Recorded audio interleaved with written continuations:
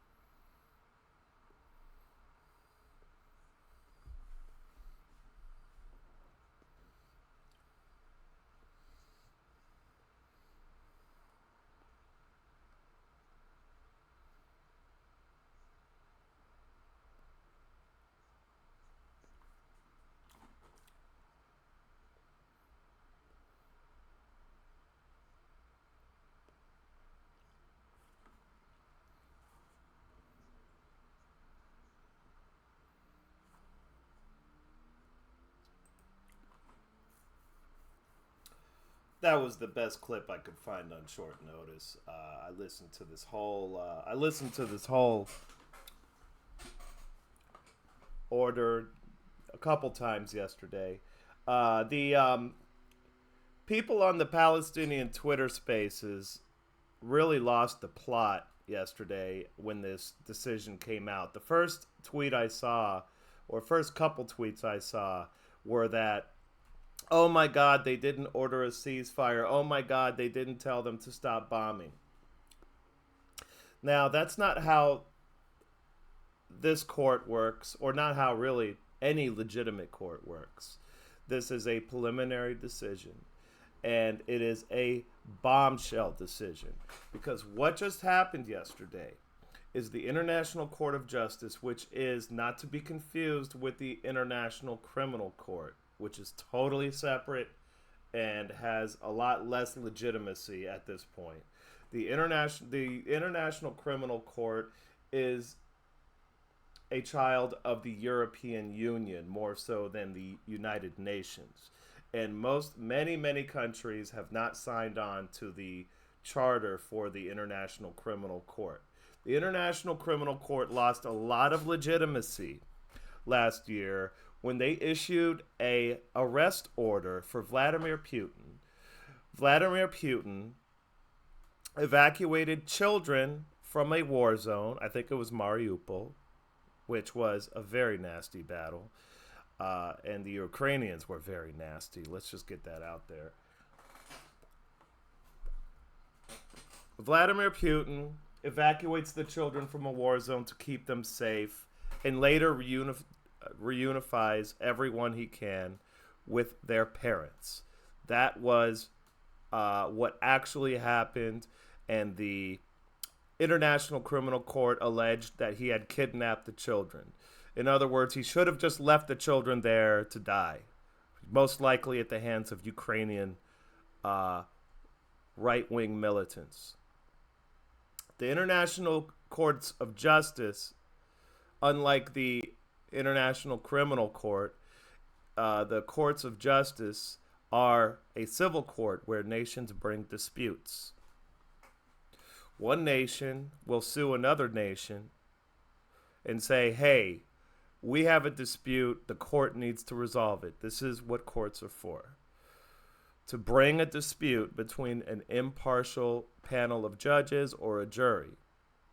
They do not issue indictments or arrest orders. They say, here's how we think you should resolve this dispute.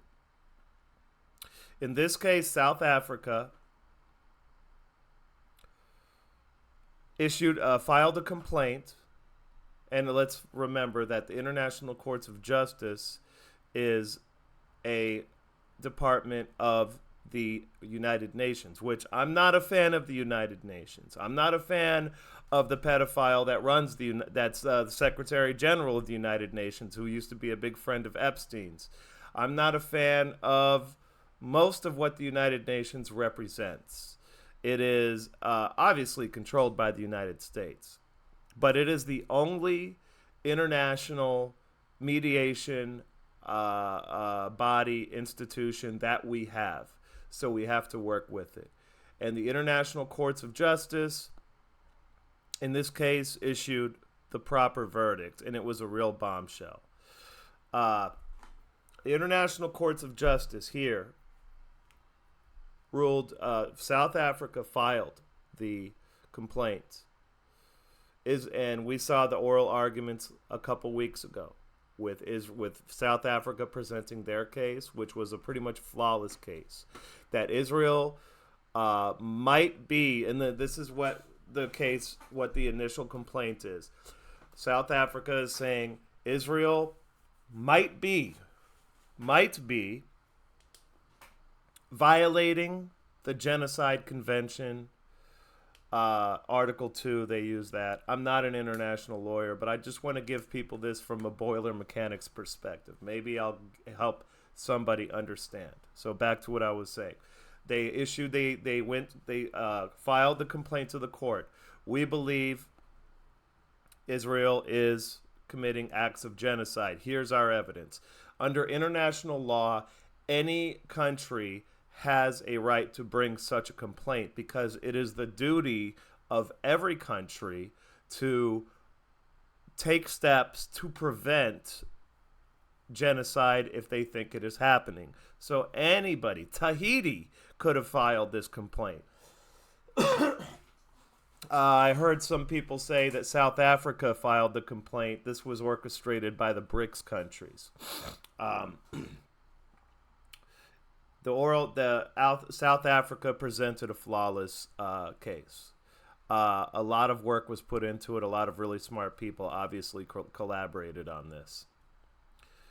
But the complaint is, we think that Israel is committing acts that would fall under the Genocide Convention, the legal definition of genocide such as it is, which, long story short, is to destroy in whole or in part a group of people, be it a national, religious, or ethnic group or combination thereof.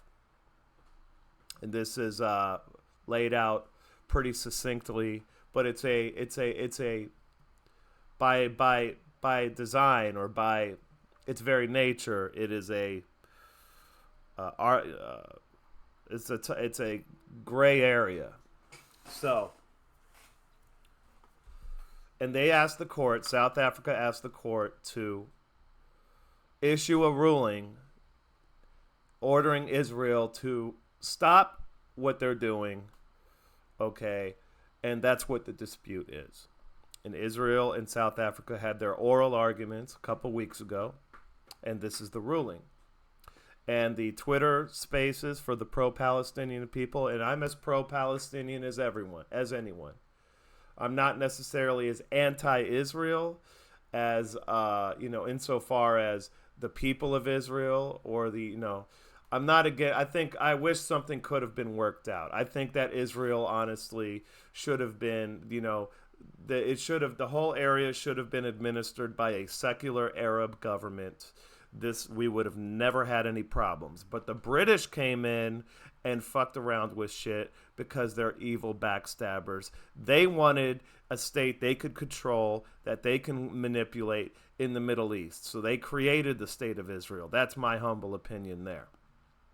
Because if they knew that if the Arabs ran the area themselves, they wouldn't be able to control it as easily. It was all the typical backstabbing, underhanded, irresponsible diplomatic and imperial machinations of the British, which the Americans later inherited. And the court ruled that it's plausible, it's possible that Israel, based on what we are seeing, the evidence presented, Israel was not able to sufficiently counter the evidence. We believe it's plausible that Israel is committing acts that would fall under the Genocide Convention. And as a preliminary order, this is a preliminary ruling. This is the initial ruling. This is going to go on possibly for years. As a preliminary order, Israel is being told, as you heard right here, to stop the acts that fall under Article 2, and they're also being told to punish people who incited the acts, which would include Benjamin Netanyahu himself. And they're being told to report back. I think later here they say, report back to us in a month, show us that you're doing what we asked you to do, and we'll go from there. It's now the day after, and all indications are that they are not stopping anything. Which was predictable. This whole thing has been so predictable. On October, I think it was 9th or 10th, the Saturday after October 7th, when I was doing my first round of these updates, these videos, I predicted that Israel would go ape shit and make a big mistake, and I gave my reasons for that. No reason to go over that again. And this has been entirely predictable, and Israel will continue the acts. They will continue what they're doing. Maybe this time, however, they'll try to cover it up better and not state that they're doing it. Because the big part of this case, the big reason why Israel got a bad ruling, is because in the months since October 7th, Israeli officials across the board have been going on television, on Twitter, in the newspapers, and stating clearly their intention to commit what would be acts of genocide under Article 2. And if it wasn't for that display of intent, which is undeniable, Israel would not have gotten this ruling. It's like I said, Israel, like the United States, is run by boomers. Netanyahu is a boomer. Most of the people in the, in the high positions are boomers. And boomers are, at this point, across the world, whether in Europe, whether in the United States, or whether in Israel, they are out of touch with reality. The boomers who run Israel think it's the 1990s, that the United States is going to be able to cover their ass politically, diplomatically, and militarily. And the fact of the matter is, things are changing, and the boomers still haven't figured that out yet. And, I was thinking the other day, another aspect to this is maybe Israel themselves, maybe the Israeli leadership themselves understand correctly that the United States as an imperial global power is on the decline. Maybe they see this as their last chance to actually achieve their long-held goal of clearing out Gaza, clearing out the Gaza Strip. And that's why they're going all in.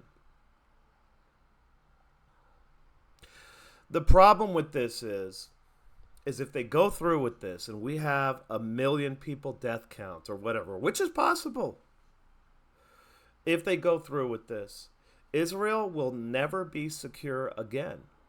It will never be a secure state.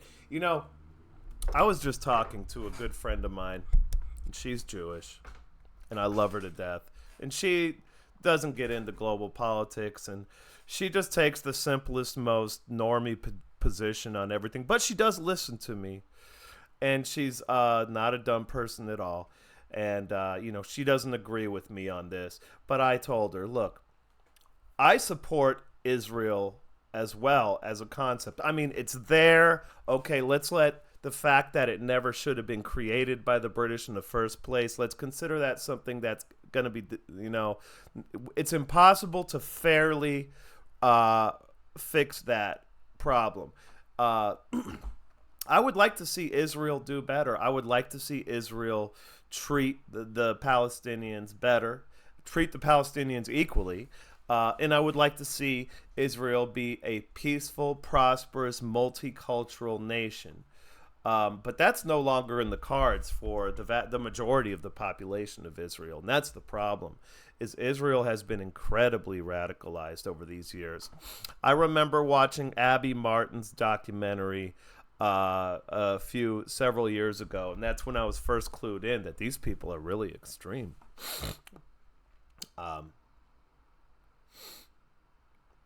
You know, it really, unfortunately, I like this saying I made up, which is probably, it's not great, but I like it. History loves irony. And this is right here, shows us that history loves irony. Events in history tend to take the most ironic twists and turns. And what you're seeing in Israel seems like it has a lot of parallels to what happened to Germany in the 1930s. And they're going to go through with this. I'm convinced at this point. And it's going to be even more depraved than what's going on in Ukraine. And Israel, I was just telling my friend, back to my friend I was talking to, I was just telling her, I want to go to Israel. That's like a dream come true. I'm a history major.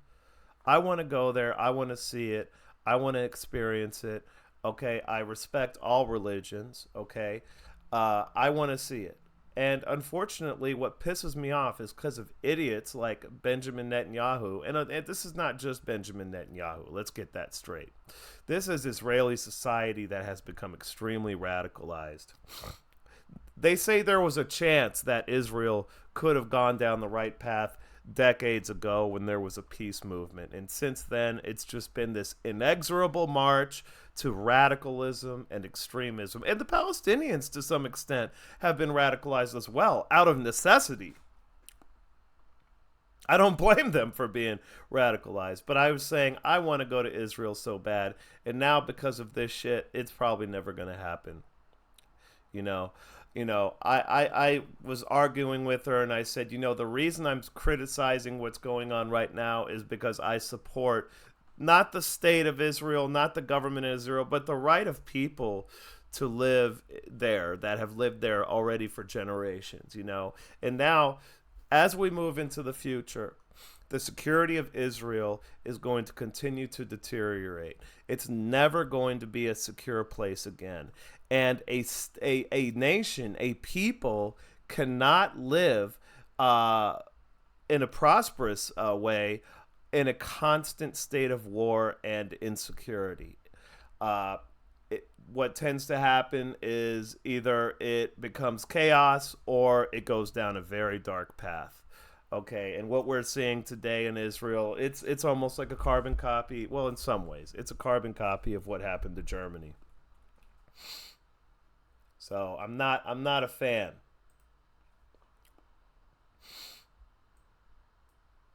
Let me pause it for a second.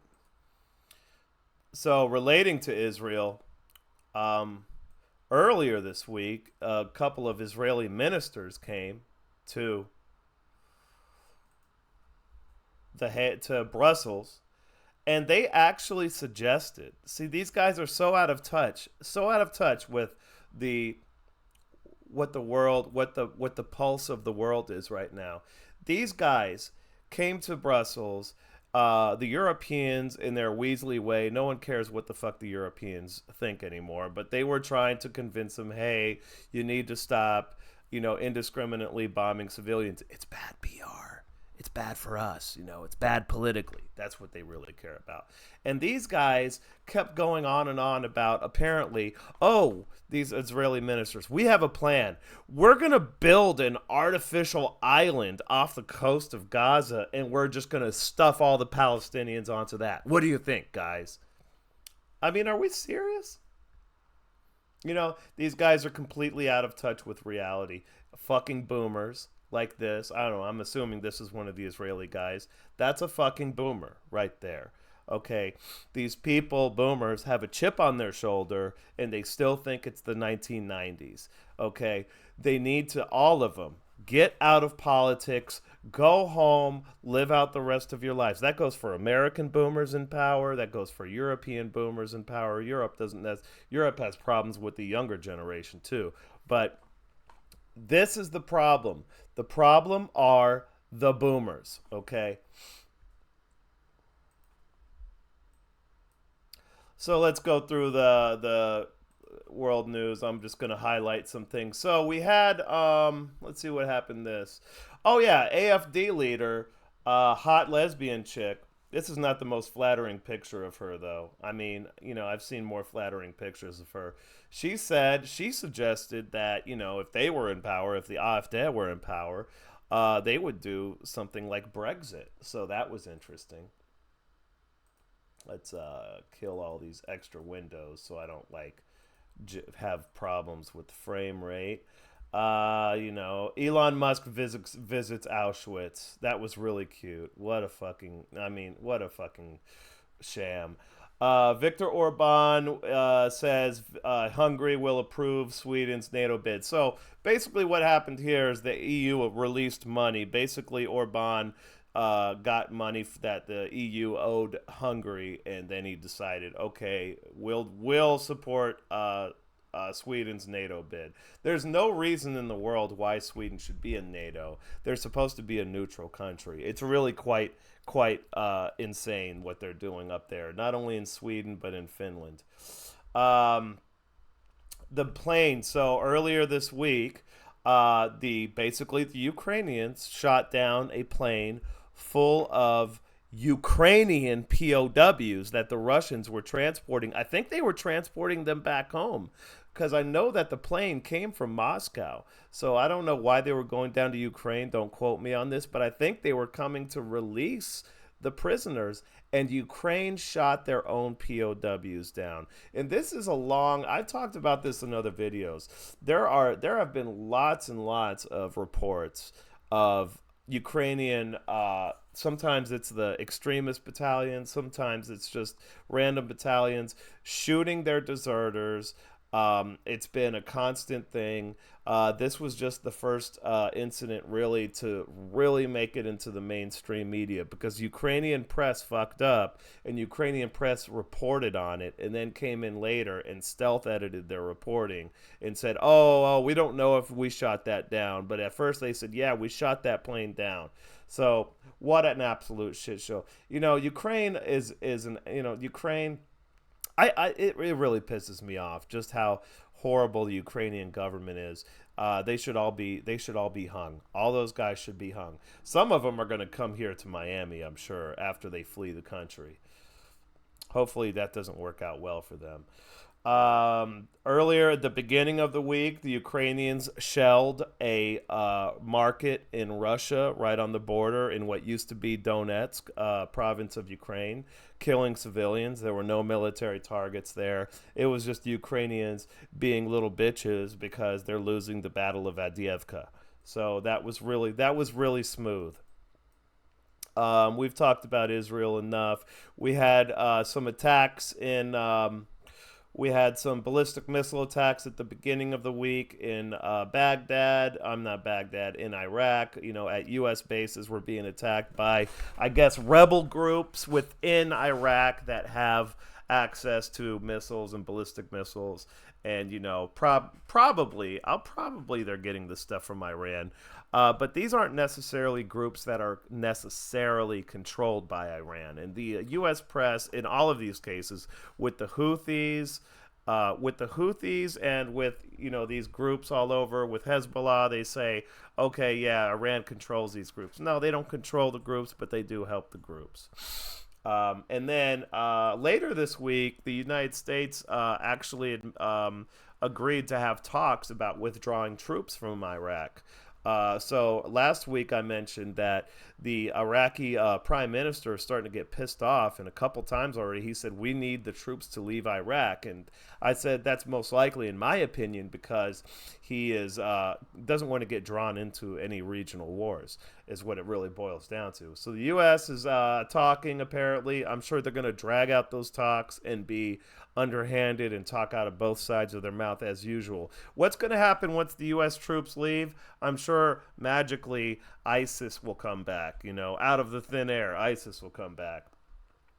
Just today or yesterday, we had a British ship, oil tanker, or some kind of ship, commercial vessel, get hit by a Houthi missile. Also, a U.S. destroyer. What U.S. destroyer was that? Let's see here. The ship was HV Marla Luanda, British owned, but flies under the Marshall Islands flag. But there was a destroyer that got shot at. So USS Carney got shot at. So they're saying this is the first time that a U.S. Warship has been directly targeted by a missile attack. What they want to happen is what Washington would prefer to happen is Israel stop, with the intense bombing campaign, change it to a low intensity war. That's good for business. Okay, they can still do the war. Netanyahu will be able to try to stay in power as long as the war is going.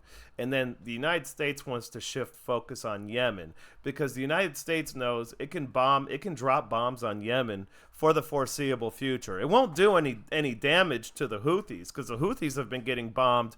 Al-Ansar, I should say. Al-Ansar has been getting bombed for a decade now, and they came out stronger. So, but the United States doesn't care. They're not going to bomb. They don't want to bomb Yemen to actually, win some kind of strategic victory over Yemen or objective. They don't want to achieve any objective. They just want an excuse to bomb shit because money. Okay, so that's all that is.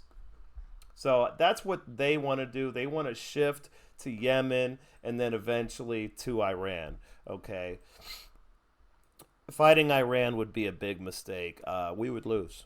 The United States would lose if we ever got into an actual war. But I don't think they actually want to get into an actual war. What DC wants to do is start bombing Yemen and then eventually find an excuse to bomb Iran.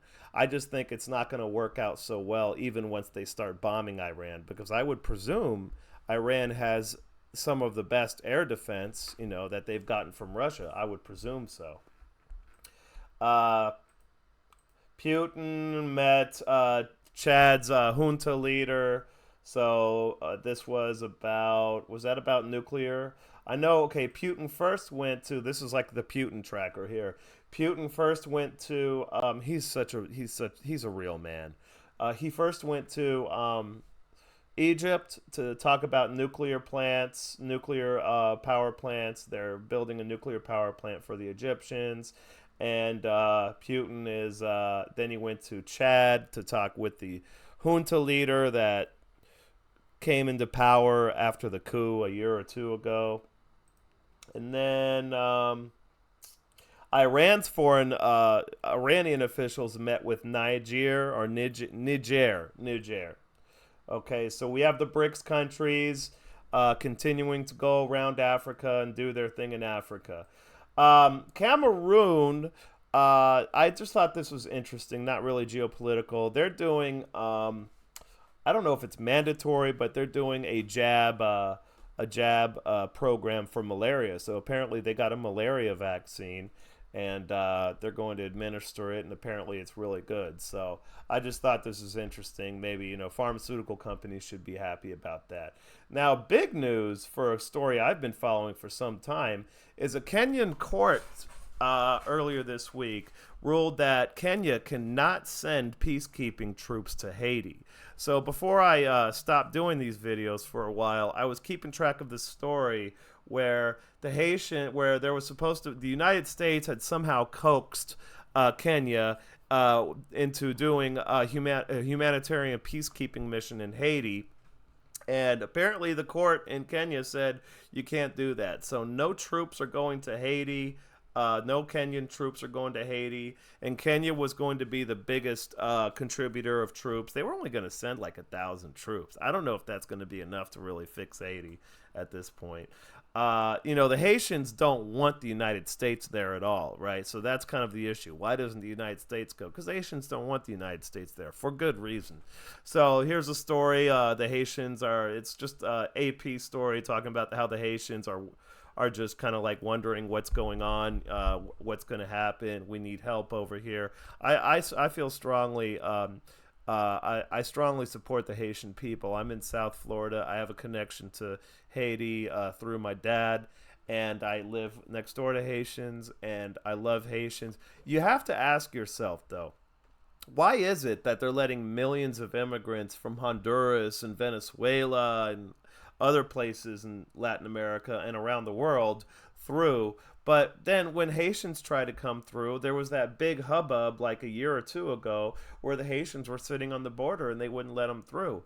I think it's because they're not reliable voters and they're not reliable Democrats. But, I don't know. I really don't know. But it's just weird, like it's always Haitians that are the ones that get stuck at the border and are not allowed to come through. And it's just a little odd to me.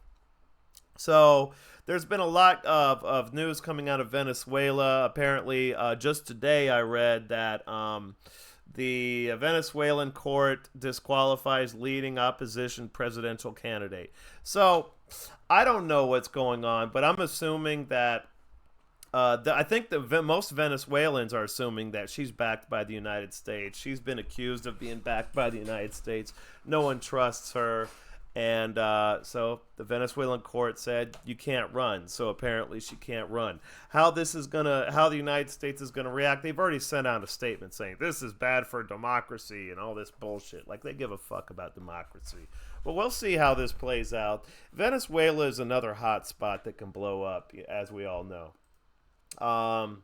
What's going on with Malay?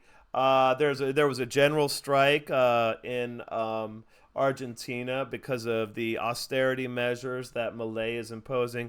Malay is an enigma wrapped in a mystery to me, and obviously the United States, he got invited to the WEF, and the United States is going to tolerate him just because he has the right foreign policy agenda. Apparently, the transportation union went on strike. Quite a few groups went on strike, labor union groups. They're concerned about labor union regulations being relaxed. I'm not a fan of labor union regulations myself. I think a good labor union should be able to stand on its own 2 feet. I'm all for labor unions. I think government regulation allows the labor unions to be co-opted. At least that's what happened in the United States. I'm convinced of it. I'm a huge fan of labor unions.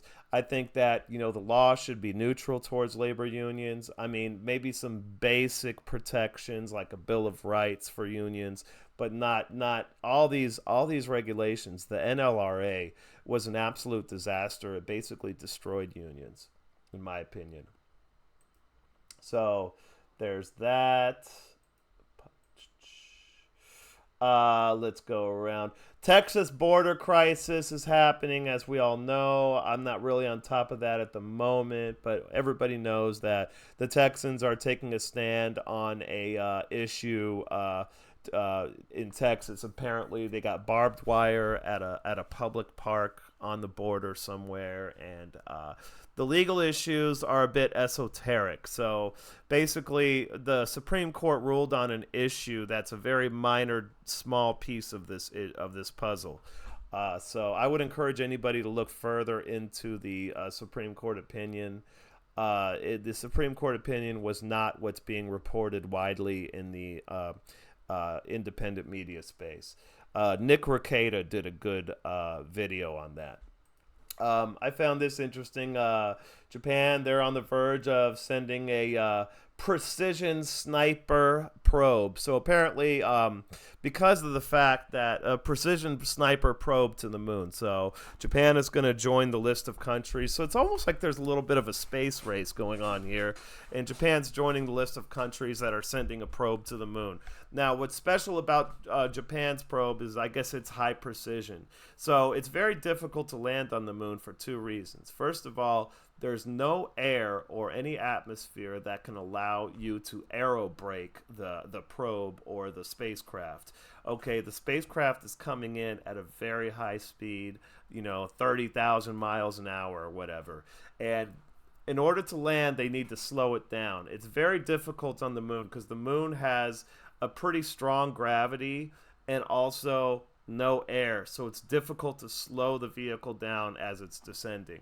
So they have a technique apparently that allows them to really precisely land a probe, at a very specific spot. And that's important because there's some very important places. They're going to land this one, I believe, on the side of a crater, or on the side of a crater, so where they think that because it's in the shadow of the crater where the sun never hits it, then they're going to find water there. And that's what they're looking for, just because they want to see where all the water is on the moon in order to, plan for future missions with human beings, because we're going to need to land. If we send humans and establish a base, the base is going to have to be somewhere where there's a significant supply of water.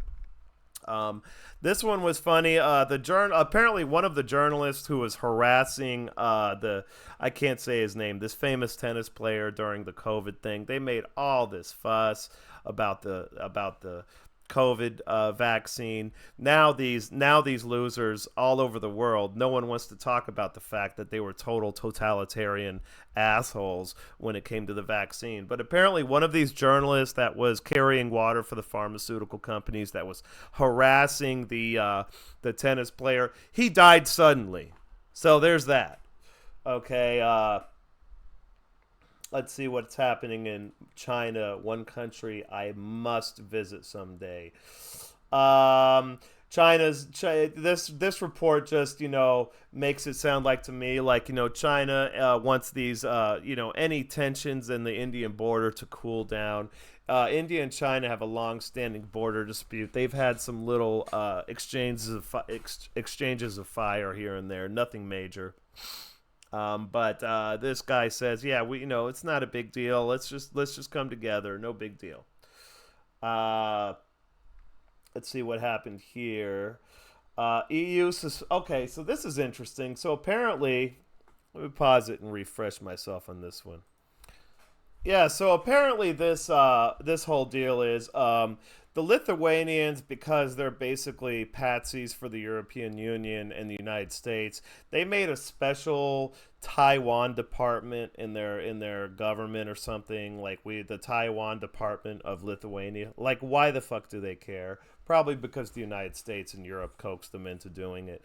And Israel basically cut them off from export. So Lithuania can't export anything to China. Apparently that's a big deal for Lithuania. So a World Trade Organization dispute was opened, right? So like the International Courts of Justice, the World Trade Organization is supposed to settle disputes. And then this article here is basically saying that the European Union suspended the dispute. So they went to the World Trade Organization and said, don't worry about that dispute. So apparently, they don't, Lithuania is going to do without exporting stuff to China. I don't know how much they export to China. I think it says somewhere in here, but I don't remember. What happened in India? Oh, yeah, this was an interesting story at the beginning of the week. So at the beginning of the week, Modi, I guess he's a Hindu nationalist. He consecrated a new temple to the Ram god. And why this is important is because the temple is at the site of a former mosque. And then that mosque was built probably under the Mughal Empire, maybe 600 years ago, 500 years ago. And the Indians allege that before the Mughal Empire came in, the Islamic Empire came in and took over that region, there was a shrine there of the Ram god. So this has been a very controversial issue. Building this temple, it's been a very controversial issue in India. With their typical sectarian issues that happen. And it even says in this article that years ago there was a riot over this issue in which 2,000 people died. I think it says that in this article. So this was a contentious issue, and it looks beautiful though, doesn't it? But Modi consecrated the temple, so like, they hate Muslims. They do. They hate Muslims over there. They always have. So Indians, anything they can do to spit in the face of Muslims seems like that's what they go for. What happened in Afghanistan? Okay, Iran's foreign minister will meet in Pakistan over the last week's little exchange of missile fire they had. So Iran this coming week is going to go visit Pakistan. That's very nice. Let's see what's happening here. The border between Afghanistan and Pakistan was closed for a while. Basically, Pakistan has an immigrant problem, and from Afghanistan, and Pakistan has been deporting people and closing border crossings, and now they just reopened the border crossing for the time being. Speaking of immigrants, I hadn't talked about. Let's go back to the Americas. We have Canada, very liberal Canada. They're reducing foreign student visas. So basically, they're reducing legal immigration because they say it's affecting the housing market. So how about that? So they have no room to talk about us wanting to control our borders. And I was reading it. It's pretty interesting. Apparently, in Canada, you have a lot of people coming on foreign student visas, and they're going to fake schools, right? Like, a whole fake school industry has sprung up so that these people from overseas can come and basically work in Canada. So that it's very interesting. What else happened in Canada? Oh yeah, Trudeau's attack on Canadian truck drivers declared unconstitutional by a court. Now, I don't know if this is the final decision. A Canadian guy I talked to, he had no idea if it was a final decision, but apparently a judge in Ottawa, so maybe it is the national court, they ruled that what Trudeau did when they suspended the bank accounts of the truck drivers, put some of them in jail, that was unconstitutional. So fuck Trudeau. And I think we are mostly done. Let's see. Mexico has something. What's going on in Mexico? Mexican president talking about a constitutional amendment to ban fentanyl consumption. I don't know if this is a poorly written article or what, but it should be production. But apparently he was talking about it. He's a talker. Obrador, I like this guy, but I mean, he talks more than he does, actually, it seems like. And I think we are done. So that's your weekly news roundup from the Boiler Mechanic. I'm going to peace out and go do Boiler Mechanic things. I am out.